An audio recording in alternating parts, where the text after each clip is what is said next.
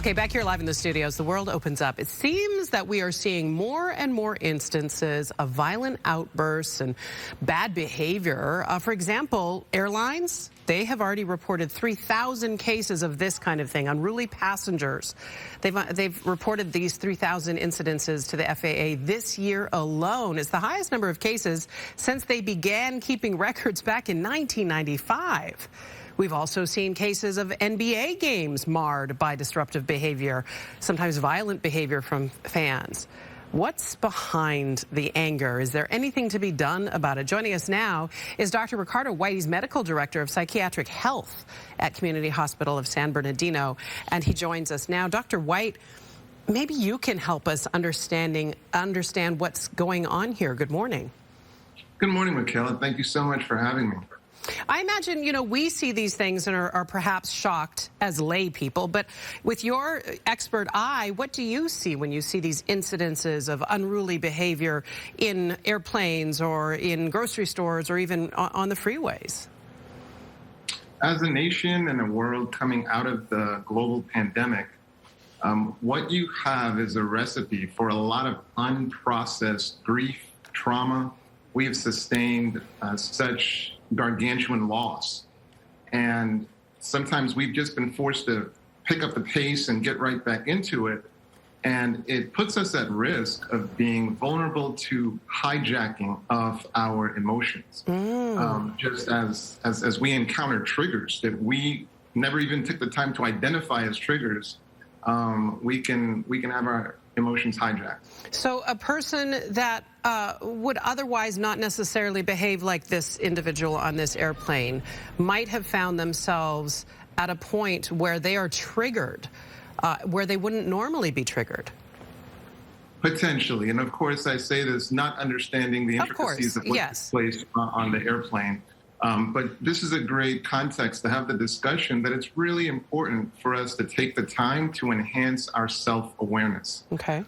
Self-awareness is one of the pillars of emotional intelligence. And one of the things self-awareness allows you to do is to understand your mood, but also the thoughts that are behind your mood. Okay. And the luxury of doing that is so that you don't then get hijacked by situations, or at least you're less likely to. And even if you do notice that elevation in your mood, you're in a better position to actually address responding in a more adaptive and productive manner. So the reality as it stands right now, we are circulating in a reopening world with people who are on this spectrum of levels of self-awareness, right? Some people might be hyper self-aware, and many people may not be, and then there's the gamut in between. And then not having coping skills as far as what to do when triggered. Okay, so let's talk about coping skills, because I think that's somewhere we can start.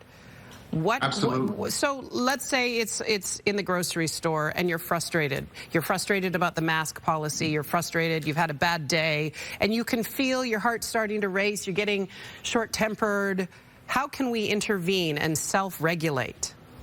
One of the critical things for us to do is to embrace a sense of gratitude. It's very humbling when you think of the amount of human capital that goes into supporting whatever endeavor you have, whether it's going to the grocery store or taking a cross-country trip.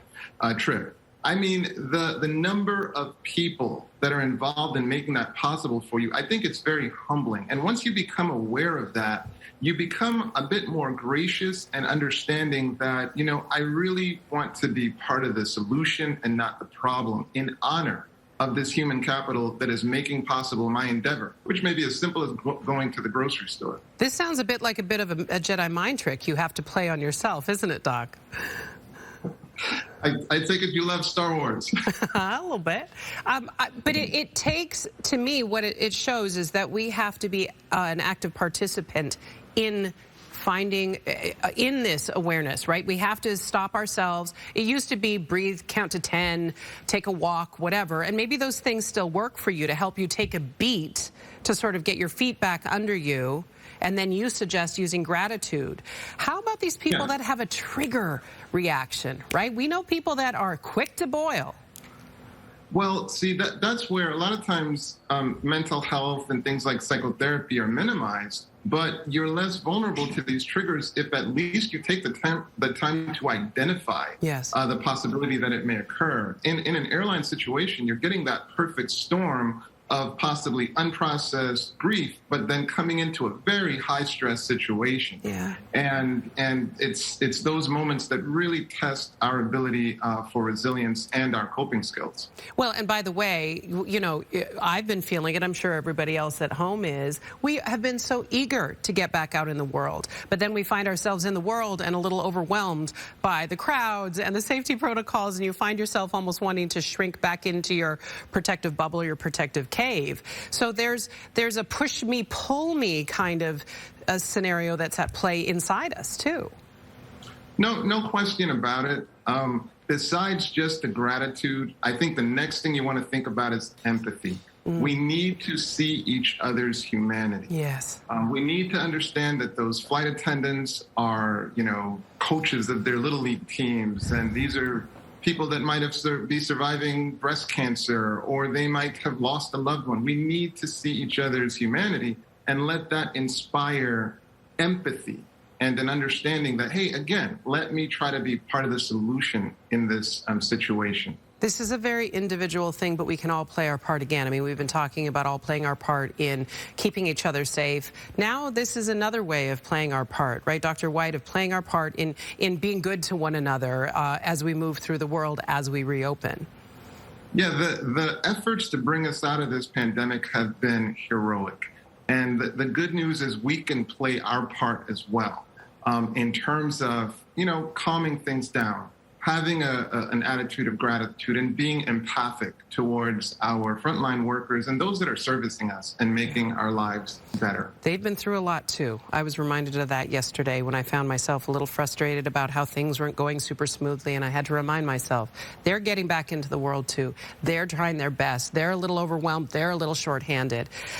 Dr. Whyte, would you take my call again if I were to lean on you, as long as I don't have a story ahead of weird breakfast foods that we have eaten as children. I'm sorry you had to listen to that. Michaela, I won't hold it against you, and yes, I will take your call. Excellent. Thank you so much. That's Dr. Ricardo Whyte.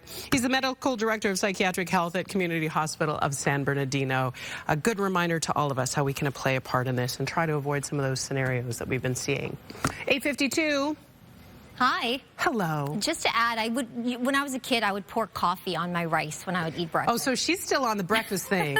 That sounds kind of delicious. Okay, we used to sometimes put a little bit of maple syrup on our cornflakes because we weren't allowed to have sweet cereal. Oh, yeah, that's good. That's delicious. Yeah, that's normal. Bye, Dr. Whyte. Doctor's getting ideas for yeah, maybe lunch later.